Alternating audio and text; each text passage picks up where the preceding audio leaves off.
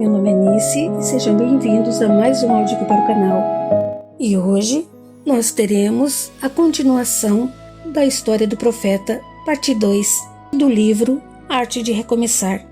Mas, antes de eu começar a narração, eu peço que você deixe o seu apoio ao canal.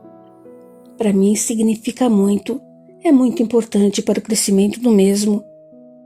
E se caso você achar que mereço, você pode também dar uma olhadinha no QR Code da tela.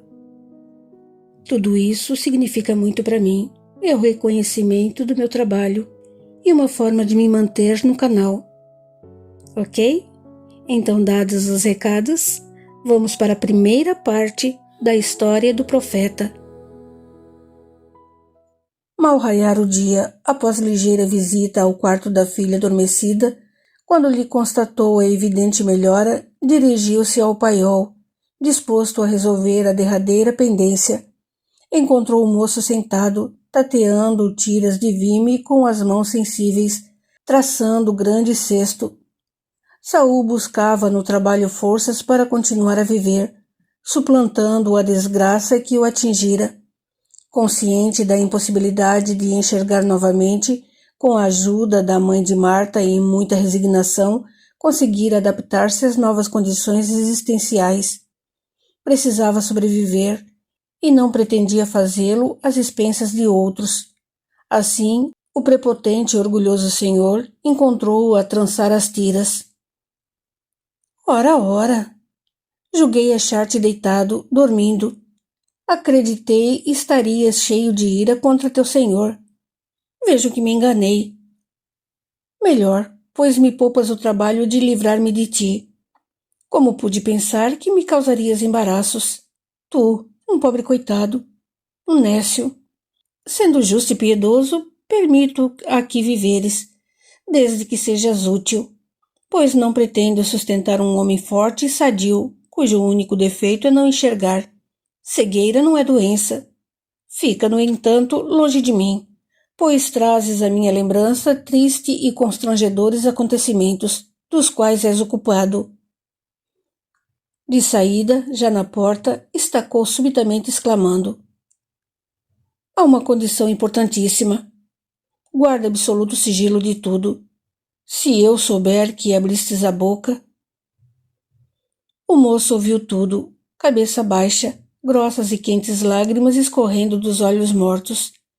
Estranhamente, não mais sentia revolta, somente uma grande tristeza, mesclada com comiseração. Quão desumano era seu senhor! Alguns meses transcorreram.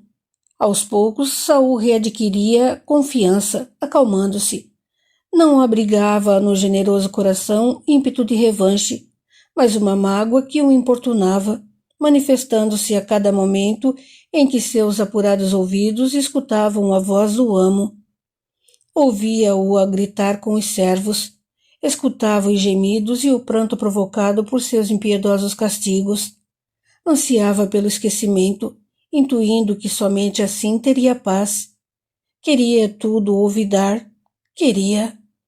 Faltava-lhe a palavra, inexistente na lei mosaica, perdoar.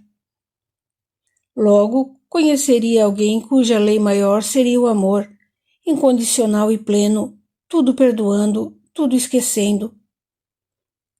Certo dia, em uma das costumeiras conversas com a senhora, aproveitando a hora em que o amo saía para tratar dos muitos negócios, atreveu-se a manifestar um desejo.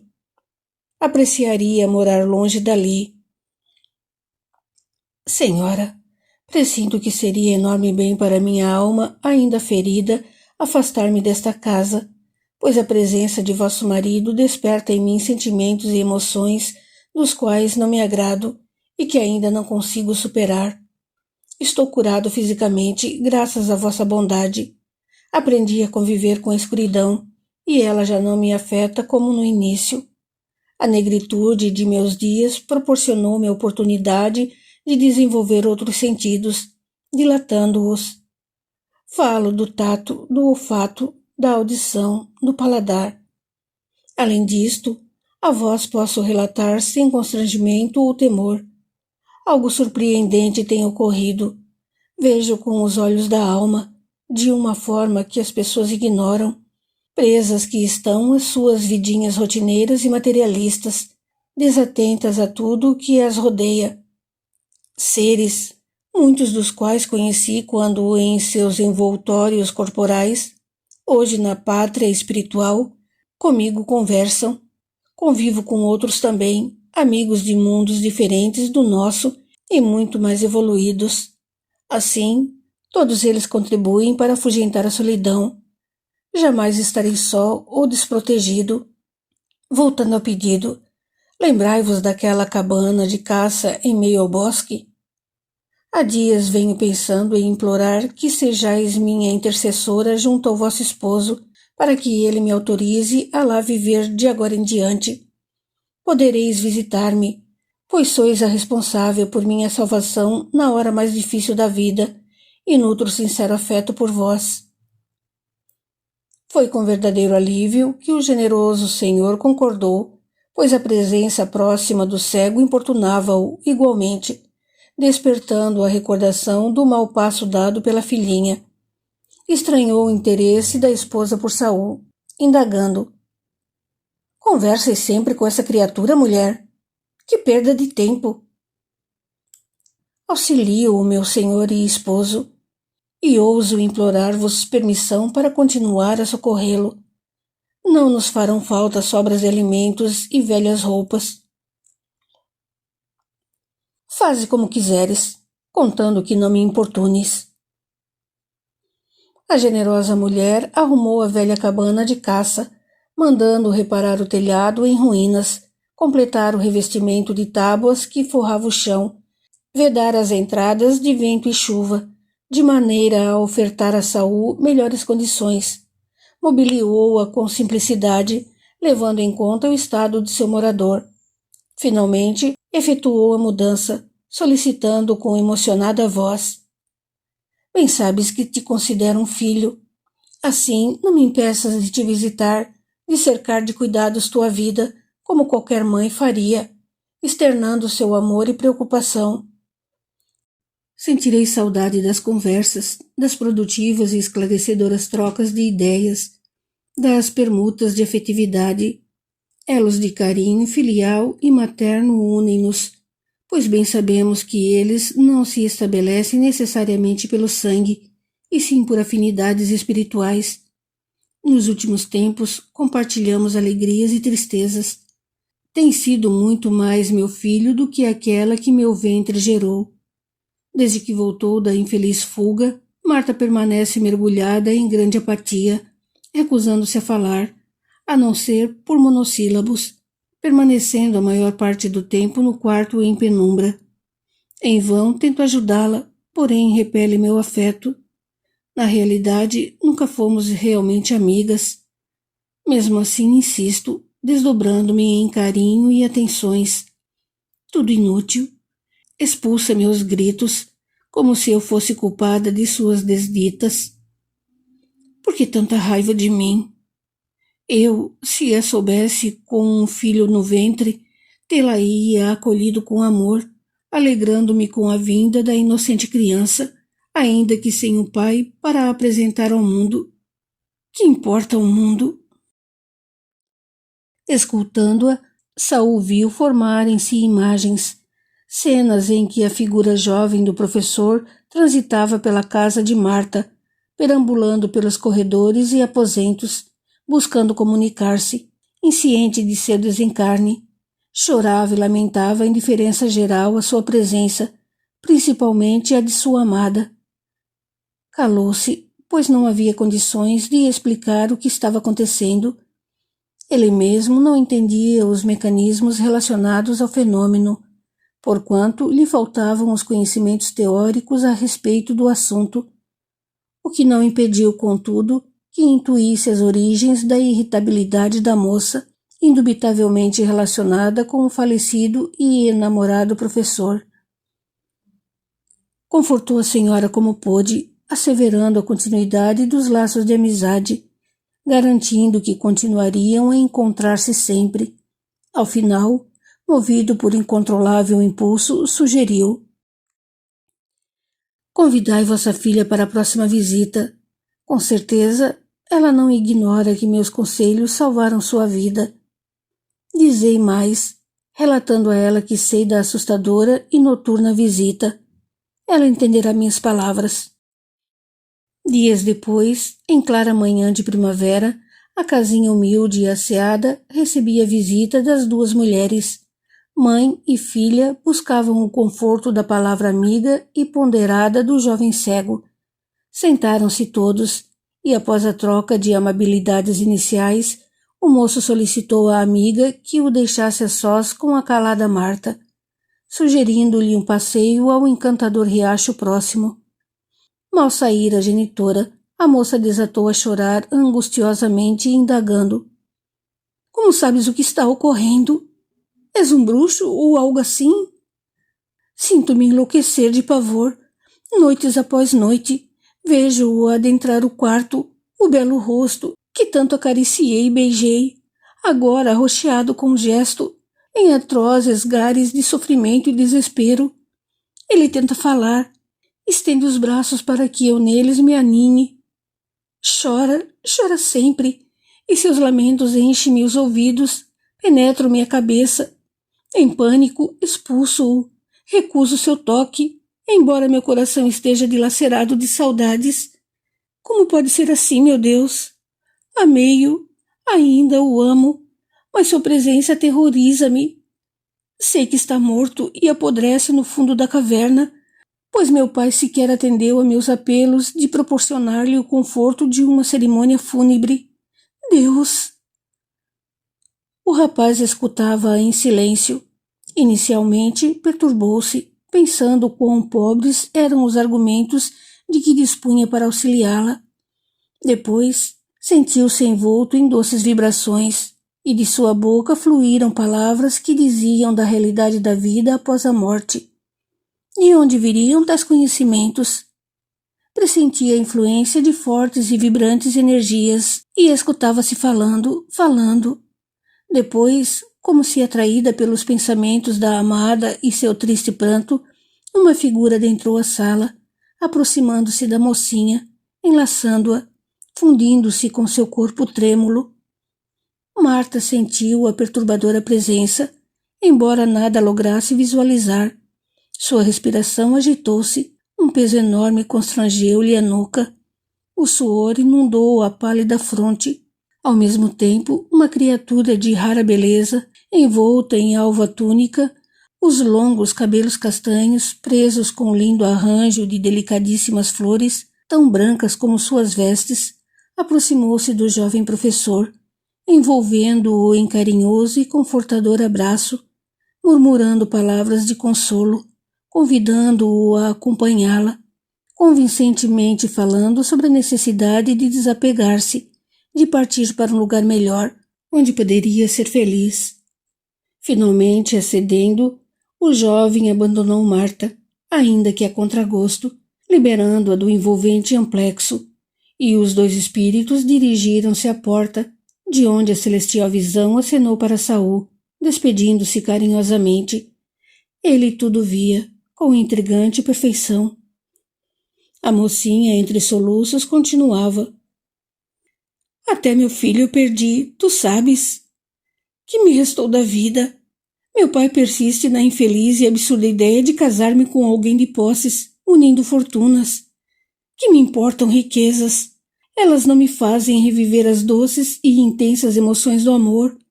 Rica já o sou, e no entanto julgo-me mais pobre do que o mais mísero de nossos servos. Saul somente escutava, calando. Sentia-se impotente para falar de amor, afinal, quando fora amado. Tristes recordações da infância, rejeitado pelos pais, pelas pessoas que não o entendiam. Antigas mágoas brotaram e ele envidou esforços para não se queixar também. Afinal, a moça viera em busca de auxílio e não seria justo sobrecarregá-la com suas próprias dores e anseios. Assim, uma vez mais, consolou, solicitando aos amigos espirituais que o auxiliassem na árdua tarefa, perguntando-se o motivo de ter sido escolhido para tal missão, quando outros mais ditosos poderiam estar em melhores condições, no seu entender, para ouvir e aconselhar. Seus questionamentos ficaram uma vez mais sem resposta, e mentalmente considerou que os céus permaneciam calados para ele, embora abertos para as dúvidas e os padecimentos alheios.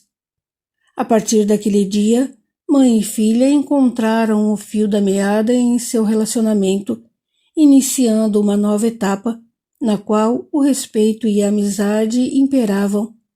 Liberta da presença infortunada do amado, a mocinha readquiria o equilíbrio pouco a pouco, recuperando as saudáveis cores da juventude. O sofrimento tornara-a mais madura, menos egoísta, menos orgulhosa. Extremamente benéficos, os longos diálogos com o jovem cego derrubavam por terra absurdas e ultrapassadas crenças, fazendo-a repensar a existência, as relações familiares, o amor. As notícias espalham-se, principalmente em uma pequenina localidade. Em breve chegavam gentes e mais gentes no instintivo encalço de apoio espiritual, dividindo dores, partilhando problemas. A caridade funcionava como mola propulsora de profundas e renovadas mudanças, favorecendo consoladores e consolados.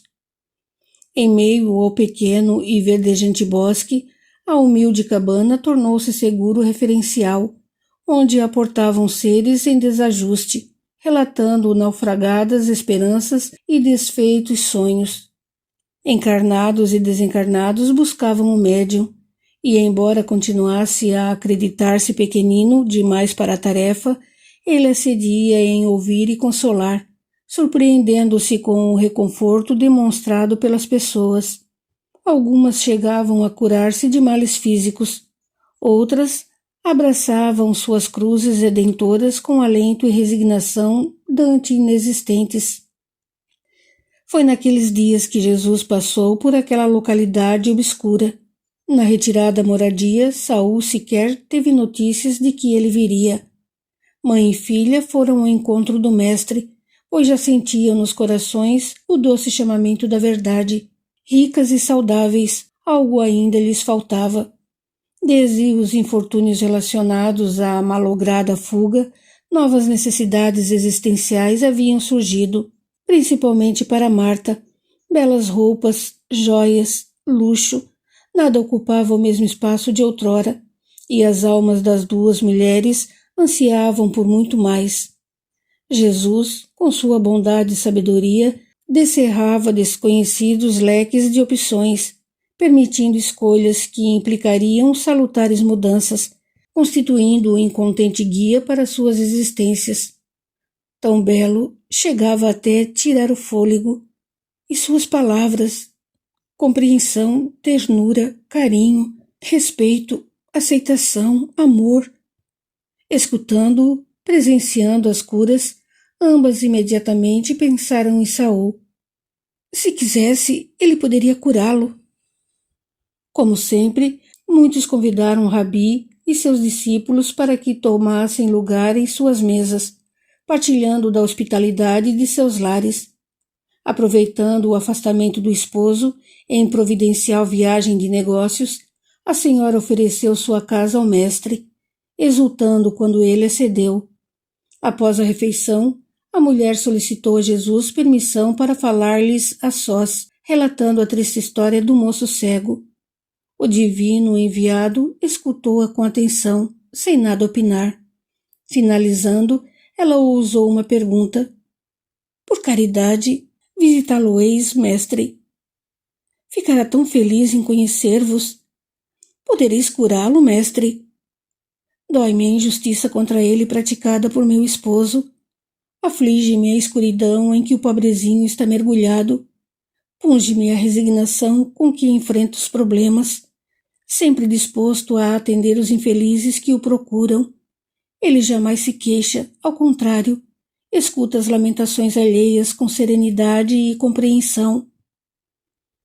A tarde findava quando Jesus e as mulheres chegaram à cabana.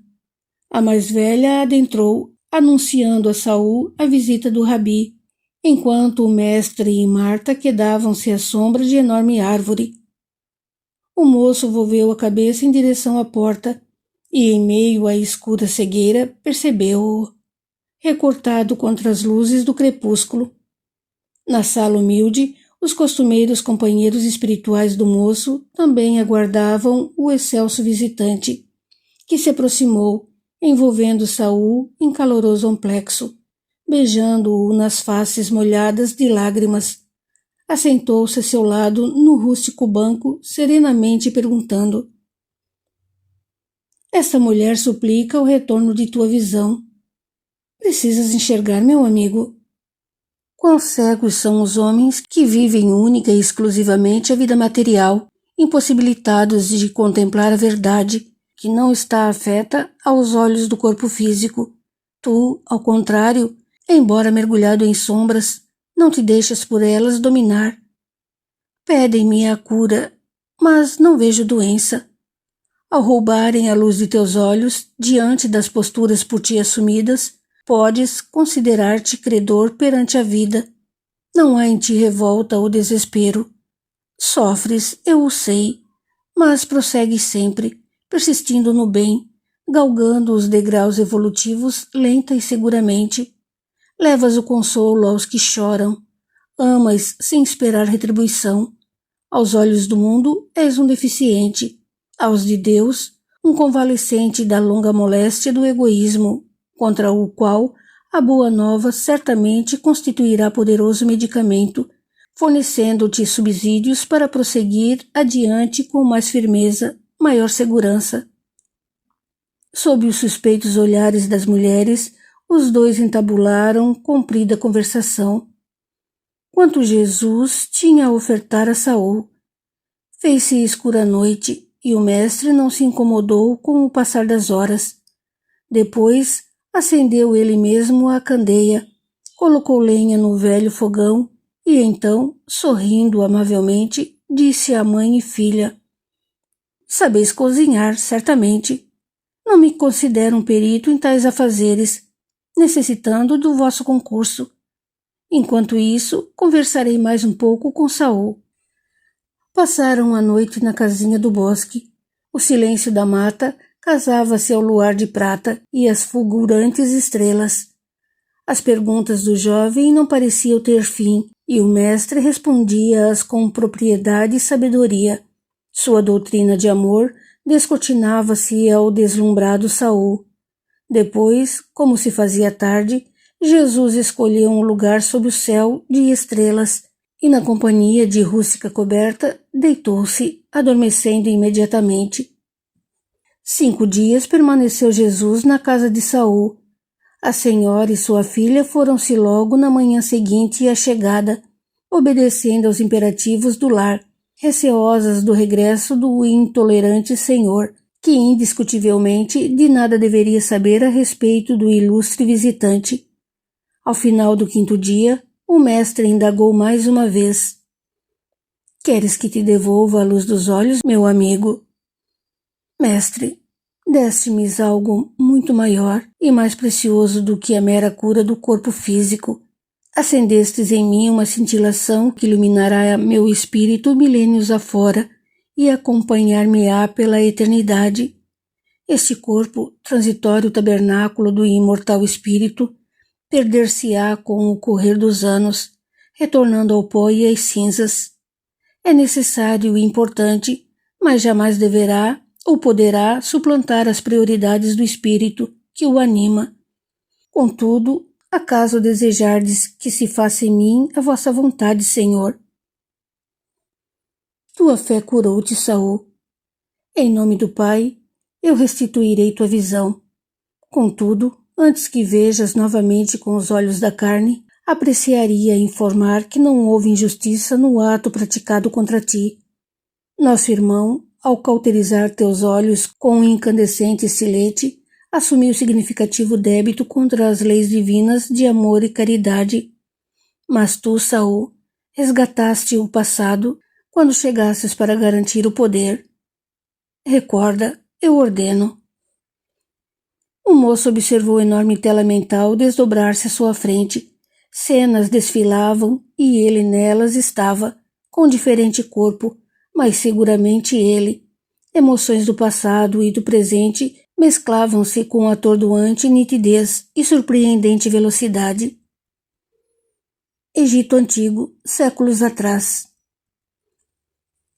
As enormes construções em pedra, os palácios de paredes decoradas com cores fortes e vivas, tudo sugeria e recordava a magnificência dos faraós, seu pretenso poderio acima da vida e da morte.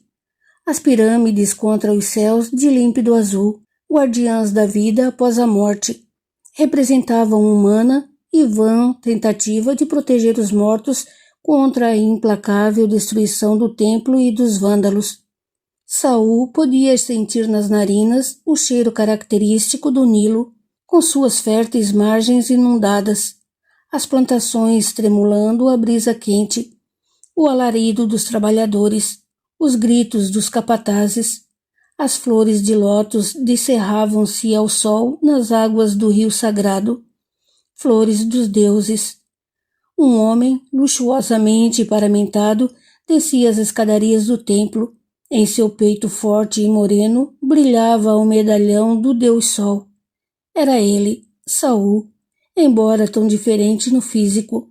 Carregava nas mãos o refulgente símbolo sacerdotal. O impressionante personagem ocupava lugar de destaque na maior parte das imagens ulteriores.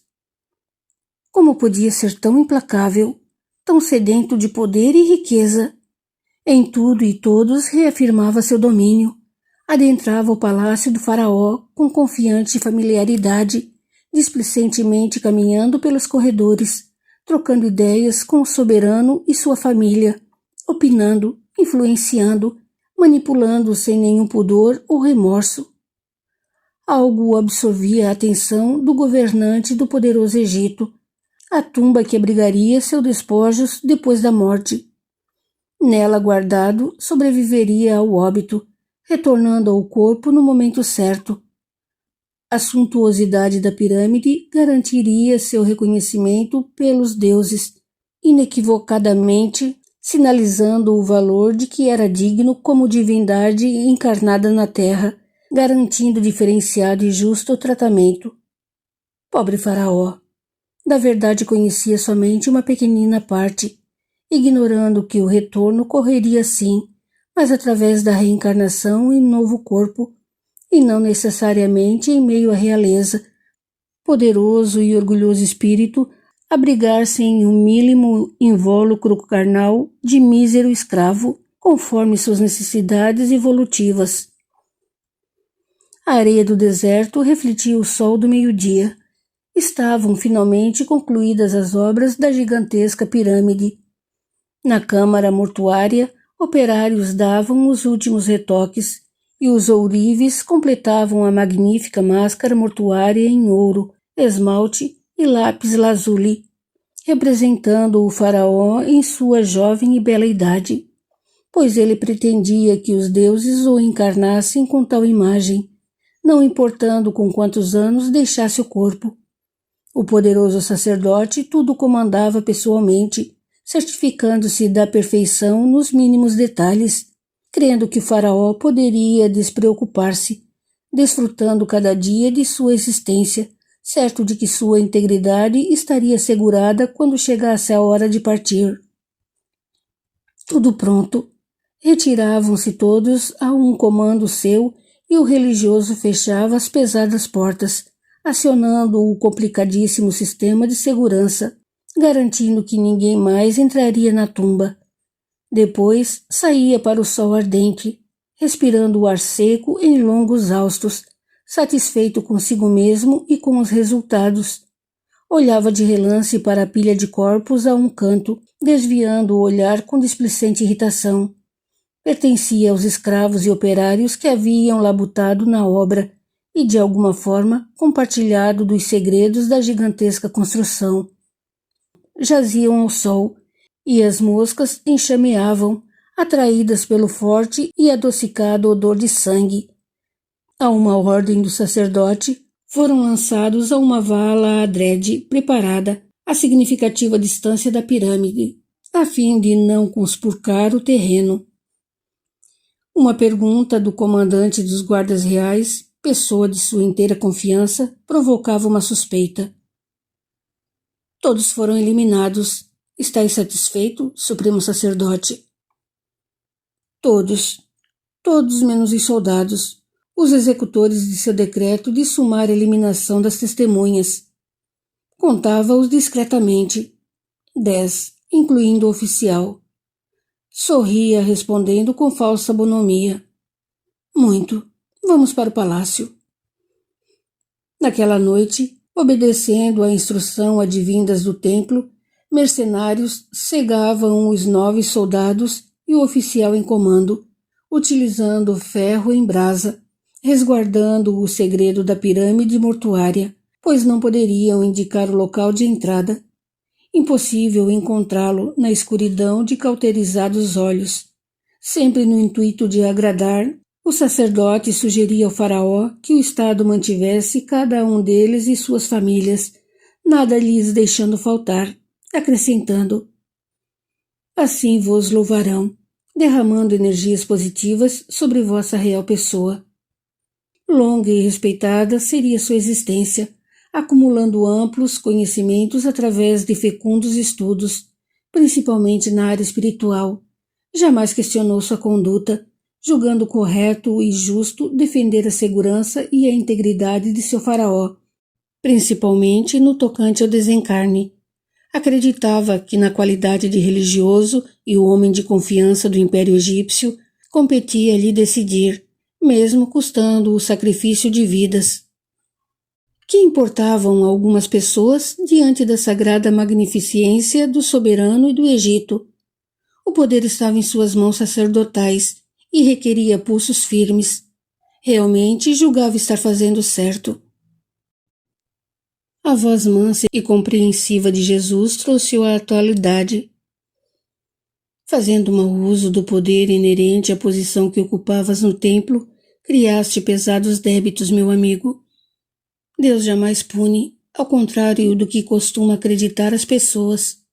Quando a criatura toma consciência dos fragorosos erros cometidos no passado, ela mesma implora pela oportunidade de realizar os acertos, quitar as dívidas, conquistar a paz interior.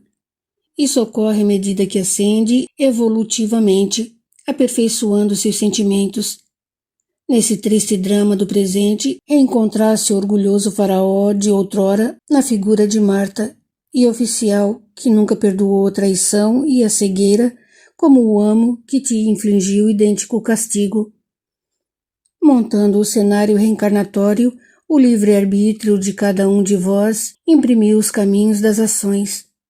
Podes deduzir que o antigo soldado egípcio não conseguiu suplantar a raiva, enveredando pelas sombrias veredas da vingança.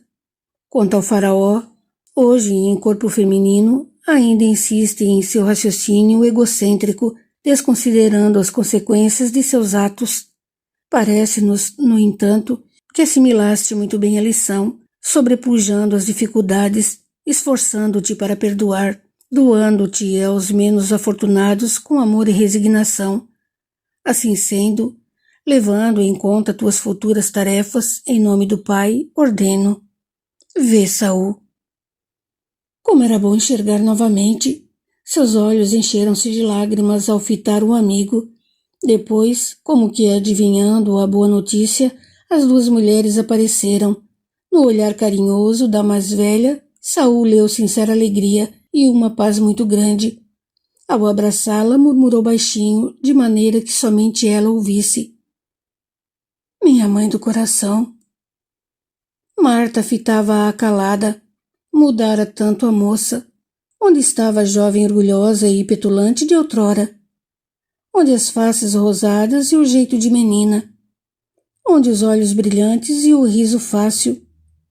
Apiedou-se, compreendendo o fardo que a moça carregava, enfrentando a cobrança diária do pai autoritário e genioso, a perda do homem amado, o aborto do filhinho. No entanto, continuava linda. Encontrou os claros olhos de Jesus e ele sorriu, chamando-o para o abraço de despedida. Tão cedo, mestre? Fica mais um pouco na humilde casa de vosso servo. Outros me esperam, e como tu, querem alegrar-se com a presença da boa nova. Urge partir. A bem da verdade, Saul, não será possível encontrarmos-nos em corpo novamente, pois meu tempo sobre a terra está praticamente no fim. Contudo, sempre estaremos juntos em pensamento e coração. Ouve-me.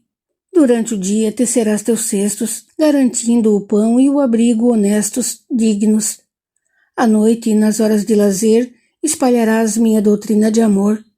Aprendeste comigo nesses dias que passamos juntos e muito mais receberás em espírito durante o sono da carne.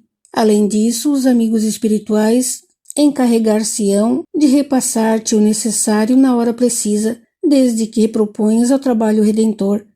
Percalços enormes cercar-te-ão os caminhos, decorrentes principalmente da inveja dos outros e de teu próprio orgulho. Cobiçarão os dons, lançando sobre ti ofensas e calúnias.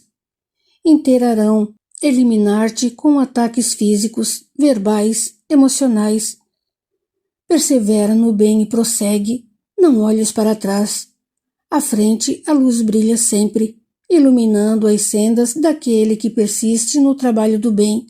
Quanto ao orgulho, acautela-te. Serás enaltecido, idolatrado, lisonjeado. Oferecer-te-ão posições de destaque e ficarás tentado a acreditar que és mais que os outros. Entidades espirituais de reduzida evolução assinar-te-ão com fome e poder e dinheiro. Muitos já caíram a enveredar pelos perigosos caminhos do personalismo exacerbado. Lembra-te sempre e humildemente que Deus concede, por acréscimo, as ferramentas que podem impulsionar teu progresso e que ainda assim delas fazes uso limitado por conta de tua ignorância. Assim, orgulhar-se de quê? O medianeiro fiel e justo jamais se afastará da simplicidade e da humildade indispensáveis ao labor na vinha do Pai. Assim, sê humilde, atribuindo a Deus os louros da vitória e a ti mesmo as origens dos contratempos. Mais uma coisinha. Abstente de profecias inúteis à elevação espiritual e refuta o concurso de espíritos que, falsamente imbuídos de bons propósitos, afivelando máscaras de amor e caridade, acalentam e estimulam vaidades. Examina bem o que lhes vem do coração em forma de mensagem e separa o joio do trigo. Cuidado com os maus conselheiros do mundo espiritual. No mais, muito trabalho e muito amor ao próximo. E o mestre partiu. No próximo áudio teremos a parte final da história do profeta e do livro Arte de Recomeçar. Até lá!